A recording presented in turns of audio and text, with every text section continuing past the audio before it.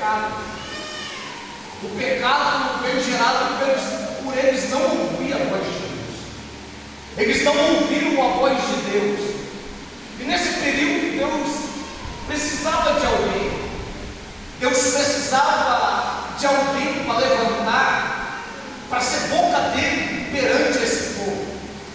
E nesse período Deus encontra um casal por nome de Eucana, Ana, e a Bíblia diz que constantemente, de ano em ano, no livro de 1 Samuel, eles subiam ao templo, adorar e oferecer sacrifícios ao Senhor. Eles adoravam constantemente, porém a Bíblia diz que Deus havia cerrado a madre de Ana. Queridos, a Bíblia não diz que Ana era estéril. A Bíblia diz que Deus tinha fechado seu ventre. E havia um trabalhar de Deus no meio de tudo isso. Havia um tratar de Deus nessa história. Eu vejo Eucana subindo com Ana constantemente ao templo, adorar e oferecer sacrifícios a Deus. E queridos, mesmo Eucana e Ana adorando, a madre de Ana era fechada. Ana não gerava. E dentro da lei judaica, até o 5º ano, se a mulher não gerasse, ela dava liberdade dentro da lei, para que entrasse outra mulher, para que o varão pudesse dar continuidade na sua geração, na sua linhagem. E queridos, e durante 5 anos, Ana não gera. Mas o que me chama a atenção é que de ano em ano, ele subiu ao templo para adorar o Senhor. De ano em ano, ele subia ao templo glorificar o nome do Senhor. O pensamento de Eucana e Ana era: se Deus fizer, é como Jó, ele é Deus. Porque é fácil eu adorar Deus quando Ele faz. Porque os pentecostais, como nós somos, nós gostamos de ver Deus fazer. Nós gostamos de ver Deus operar. E quando Deus não faz, e quando a porta não abre, e quando a cura não chega, temos que aprender, como Ana e Eucana, continuar adorando, independente de qualquer circunstância. É subir ao templo e apresentar a Deus o nosso melhor. Independente se nada até hoje, nesse horário, deu tudo ao contrário do que você projetou, mas ainda da tua boca, ainda tem palavras para dizer: bendito ainda seja o nome do Senhor. Aleluia. E no 5º ano, ainda não era, Penina chega. E queridos, e Penina chega e chega gerando. Sabemos muito bem que Penina gerava constantemente. Penina era um projeto da terra. E chegou dando certo, chegou com aparência, chegou desenvolvendo. Porque a palavra Penina no hebraico é pedra. E a palavra Ana no hebraico é graça. E constantemente chegava no dia de Ana apresentar, e ao templo Penina subia, e comendo os seus filhos. Constantemente eles subiam. A Bíblia diz que Eucana dava porção a Penina e seus filhos, mas a Bíblia diz que para Ana ele dava uma porção excelente. Mas aí nós olhamos o que Ana tinha para oferecer para Eucana, para ela receber uma porção maior. Penina tinha quantidade, Penina tinha números. E se for olhar pela ótica humana da terra, Penina tem que receber mais do que Ana. Mas Deus não trabalha com ótica humana. Deus não trabalha com número, porque a porção excelente ia para Ana. E a Bíblia diz que Ana chegava na sua casa, e Eucana observava que ela só chorava, não comia. Aí tá, quem é Ana? Porque a porção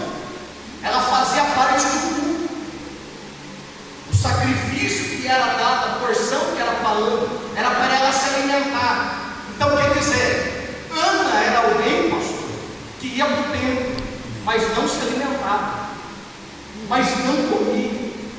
Tinha alimento? Tinha, mas Ana não se alimentava. E quando chegava em casa, estava triste, amargurada.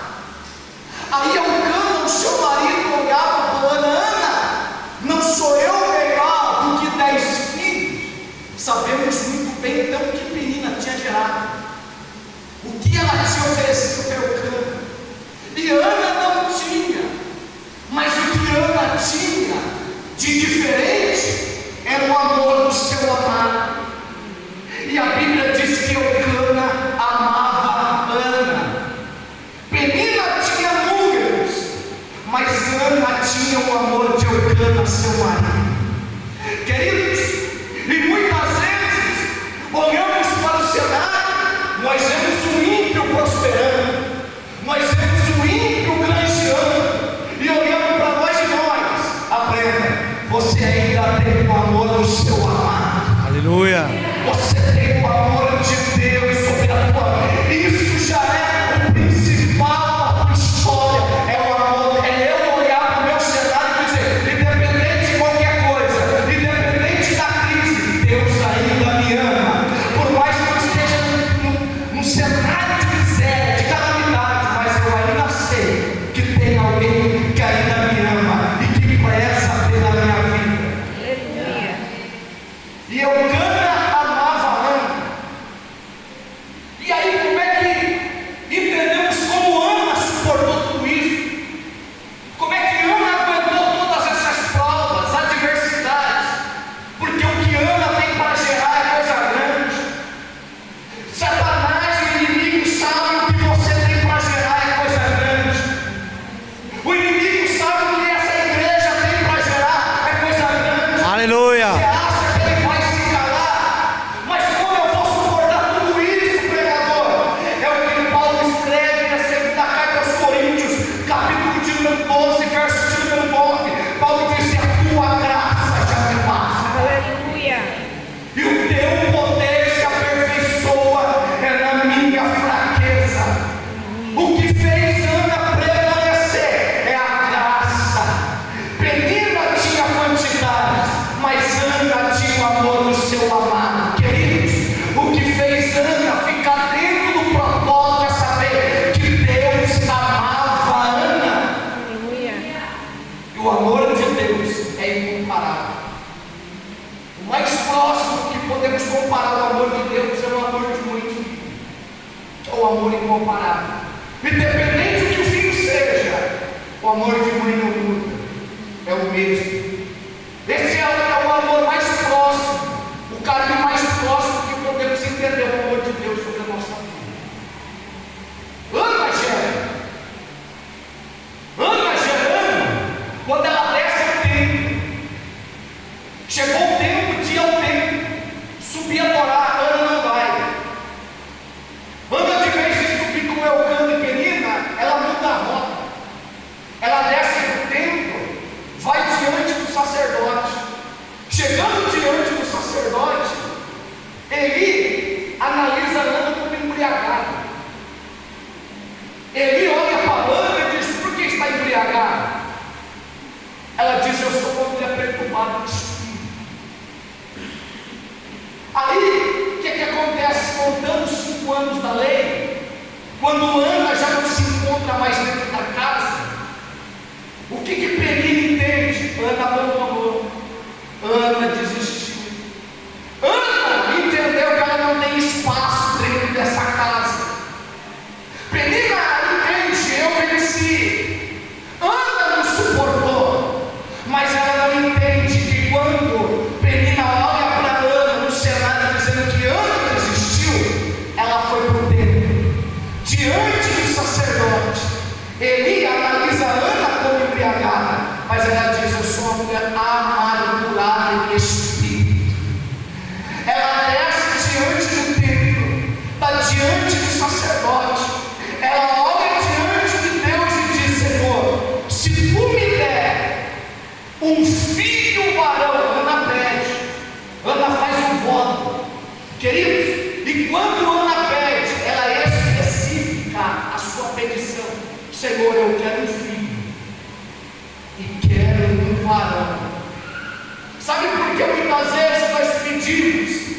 não alcançamos porque pedimos errado.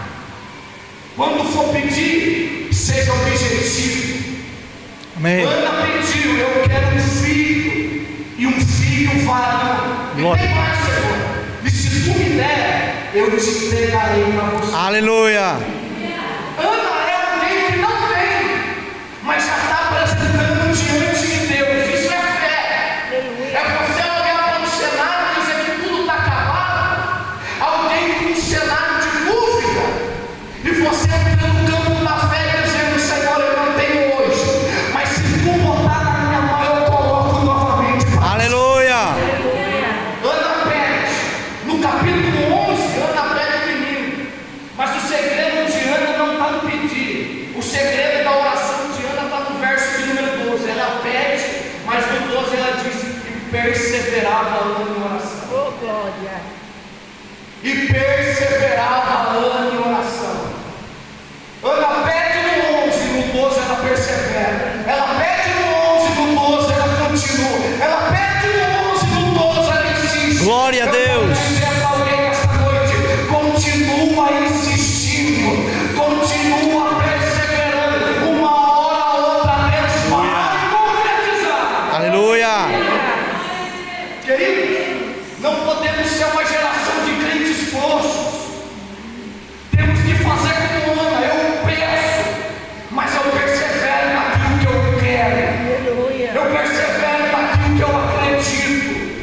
Ana pediu no 11 e no 12 ela perseverava.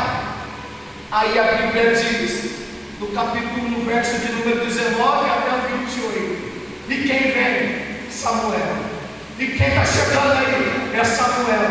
Sabe quem os críticos vão dizer que foi sorte? Não, você não tem sorte. Na tua vida habita uma promessa. E quem fez essa promessa?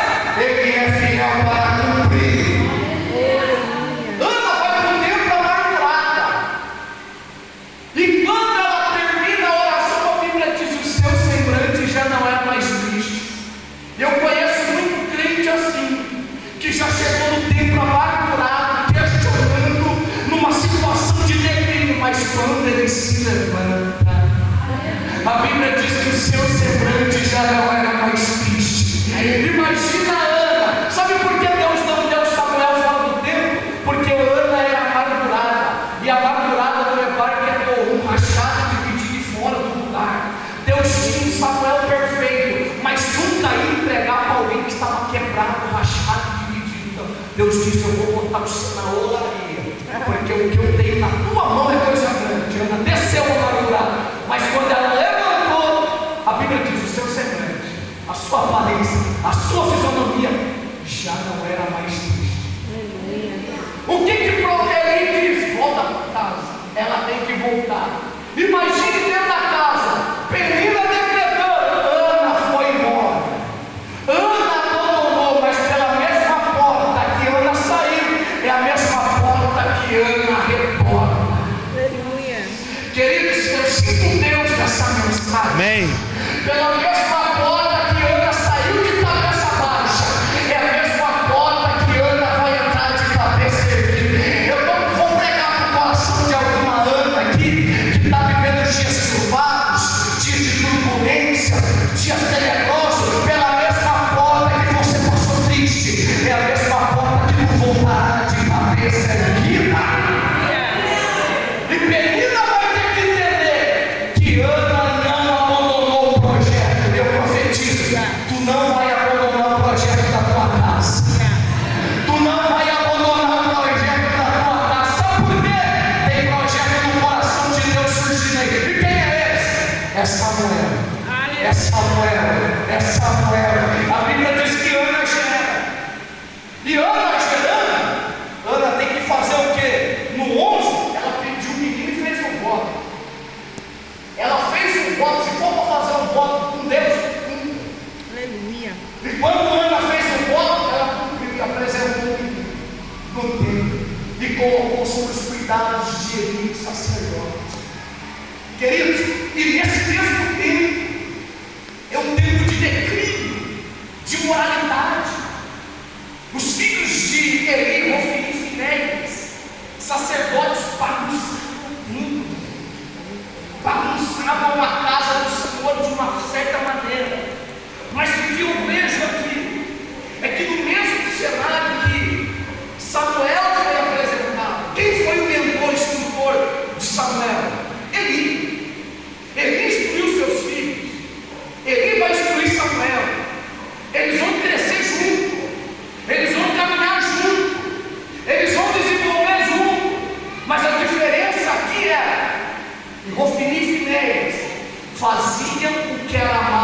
olhos do Senhor. E Samuel? E o menino crescia. Amém. E o menino crescia. Glória a Deus. E o menino crescia. Olha só, é a mesma casa, o mesmo instrutor, o mesmo ambiente. Ofni e Finéias fazia mal aos olhos do Senhor, mas Samuel vai crescendo, vai crescendo, Amém. vai crescendo. Você vive nessa terra, você caminha por essa terra, mas você não é daqui. Logo, logo desarmaremos tenda. A igreja não é edifício, a igreja é tenda. Logo, logo desarmaremos a tenda e entraremos com Ele nas alturas, Aleluia. nas mansões celestiais. Aleluia. Eles viviam na mesma casa, no mesmo ambiente, no mesmo cenário. Isso é escolha. Pecar é escolha. Errar é escolha. Samuel poderia ter seguido os passos de Ofni e Finéias, os filhos dele, mas não. Ele decidiu fazer a vontade do Senhor. Aleluia. Ele decidiu andar pelos caminhos do Senhor. E quando eles faziam mal aos olhos do Senhor, o menino crescia. O menino crescia. E no capítulo 3 vai haver uma chamada. Samuel dormindo, ele também, Samuel vai começar a ouvir uma voz. Ele se apressa a levantar e diz: Eli, tu me chamou? Ele diz: não, Senhor, volta e dorme. E novamente uma voz: Samuel. Novamente ele se apressa, corre até Eli. Eli, tu me chamou? Ele diz: não, Samuel, volta e dorme. A terceira vez uma voz novamente brava. Ele corre até Eli, tu me chamou? Ele entendeu: Samuel, quando essa voz bradar, quando essa voz ecoar, tu diz: eis-me aqui. Aleluia. Quando Samuel volta a dormir, a voz de Deus brada: Samuel, Samuel, eis-me aqui. Que tempo!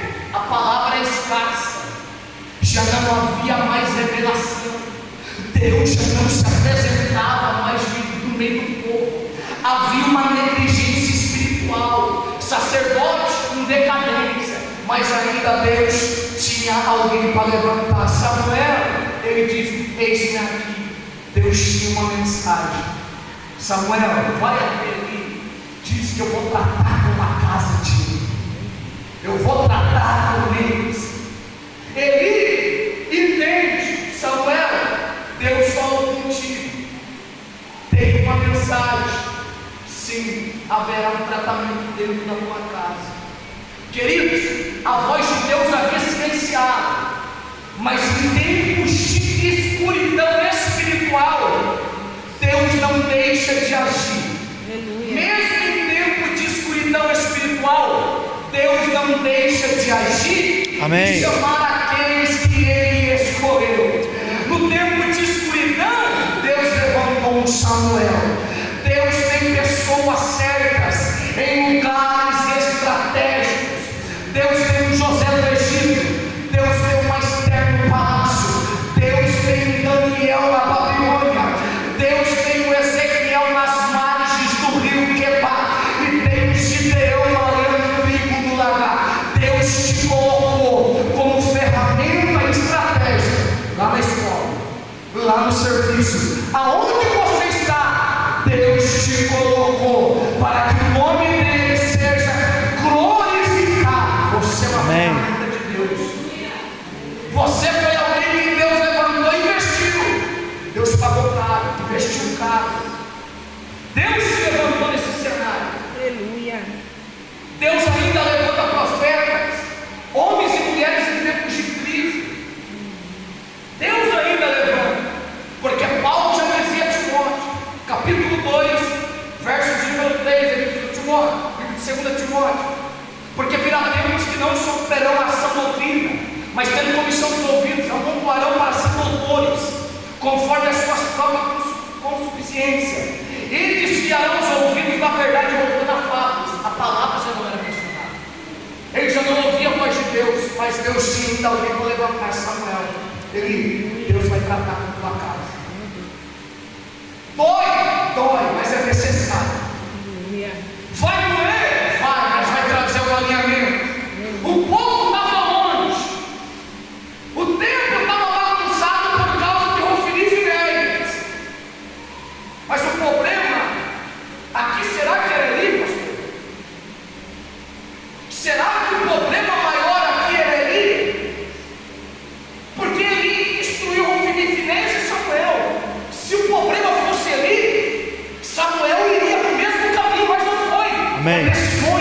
Amém. Escolha. Aleluia. Samuel era para ir no mesmo caminho, mas não foi. Ensina o teu filho no caminho que deve andar. Isso é o nosso dever, é ensinar. Mas a escolha são deles. Decisões são deles. Aquieta o coração. Talvez tenha alguém que está preocupado em dizer, eu ensinei errado. Não. É decisões. Escolhas. É o livre-arbítrio. Se fosse por causa disso, então Samuel ia para o mesmo caminho, mas não foi. Enquanto Ofni e Finéias bagunçavam, fazia mal, Samuel crescia, desenvolvia. Sabe o que eu tenho no coração de Deus na tua vida? Faça a diferença. Mas olha como o cenário de Ofni não tem problema. O cenário não muda a promessa. O cenário não neutraliza a promessa. Independente do cenário, a palavra para a tua vida é cresça, como Samuel crescia. Mas aonde eu trabalho, há uma perseguição, mas há algo do coração de Deus para tua vida. Cresça como Samuel crescia. Amém. Cresça no cenário inapropriado. Cresça nos cenários de crise. Cresça em cenários de prova. Porque isso é vontade de Deus. Cresça. Independente da situação, Deus te infiltrou lá dentro. Aleluia. Para que o nome dele seja glorificado. Aleluia. E Samuel cresceu. Houve uma mensagem de juízo, do capítulo 3, verso 11 ao 18. Deus revelou a Samuel um julgamento, que Deus ia tratar de uma casa, e as palavras de Deus não falam. No capítulo 4, Israel e os filisteus vão entrar em batalha. Havia uma guerra. Eles vão fazer o que? Trazer a arca de Deus na guerra. Ofni e Finéias no meio. Quando a arca chegou, causou medo nos filisteus. Fizeram barulho. A terra estremeceu.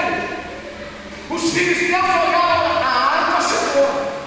Deus veio no meio do povo. Mas vamos se unir. Não vamos separar. Vamos avançar. Queridos,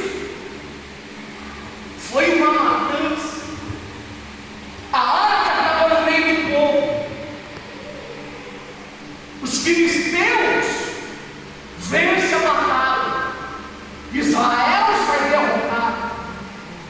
Por causa do quê?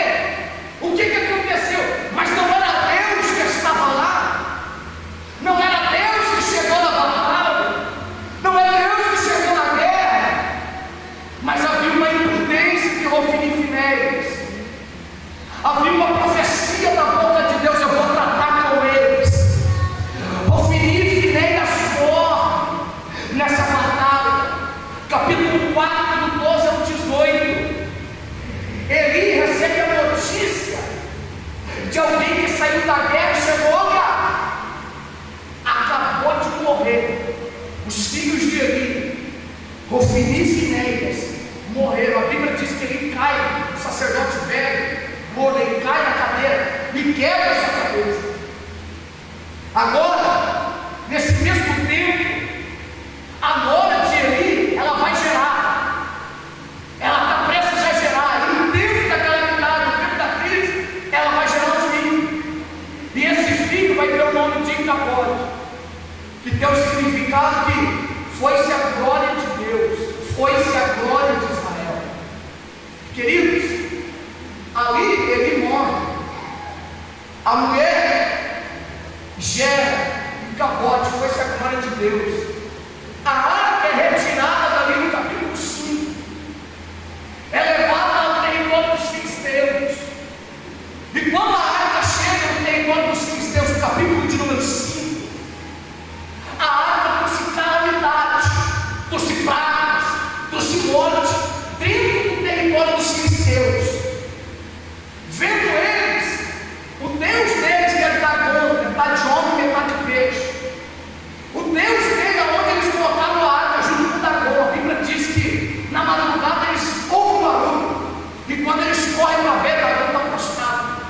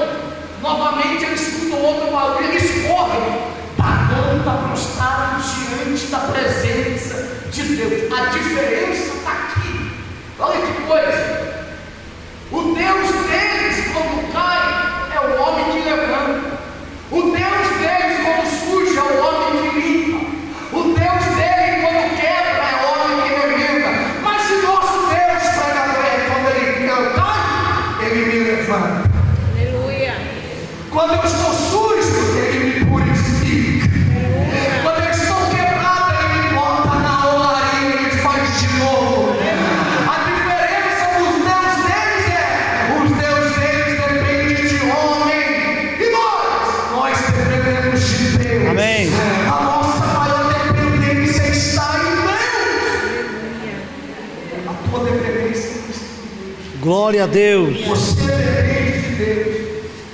A arca do território dos filisteus trouxe para Gé. Eles pegando uma arca, eles levam até Betseba, dos 6 ao 13. Betseba são bonitos, tratando a arca de reverência. Eles pegam uma arca e levam até Kiriat Jearim. Eles levando uma arca até Kiriat. O que acontece? Permanece por 20 anos na casa de Abinadab. Por 20 anos a arca vai ficar ali. Agora Samuel faz o quê? Reúne o povo.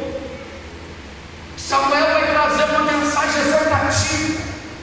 Samuel vai trazer o povo. Samuel vai exortar o povo ao quê? No capítulo 7. Para abandonar os ídolos e servir a Deus, somente a Deus. Samuel reúne a congregação e diz: olha, o que está acontecendo nisso, porque está acontecendo de perda de guerras e batalhas, é porque vocês estão com um pensamento dividido. É que ao mesmo tempo que vocês adoram a Deus, estão adorando Deus. Deus tinha uma mensagem, faz o seguinte: abandona os deuses agora. Samuel convida o povo ao arrependimento. Samuel traz uma mensagem exortando: olha, abandona os ídolos, abandona a idolatria e servir somente a Deus. Gênesis capítulo 35, verso 2. Jacó olha para sua família e a todos os que estavam com ele e diz: tirai os deuses estranhos que há no meio de vós, e purificai-vos e mudai as suas vestimentas. Gênesis 35, verso 2. Josué capítulo de número 24, verso de número 23. Josué diante de toda a congregação e prega: deitai fora agora todos os deuses estranhos que há no meio de vós, e inclinai o vosso coração ao Senhor, Deus de Israel. Deus está convidando o povo ao arrependimento. Abandona a idolatria, abandona as práticas, abandona o pecado, abandona o erro, se aproxima mais de Deus. Há uma chamada que é o arrependimento. Arrependimento do grego é metanoia. Paulo já escreveu os Romanos capítulo de número 12. O que é metanoia? É mudança de verso. Metanoia, uma mudança de mente. Paulo convida os romanos para que a sua mente fosse transformada. Porque arrependimento é eu ter uma mudança de mente.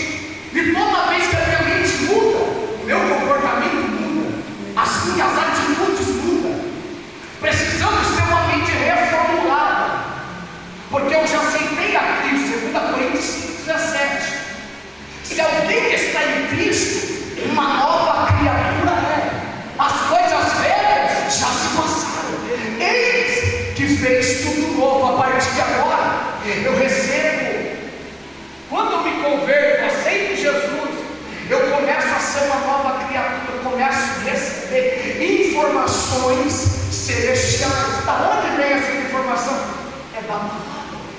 A palavra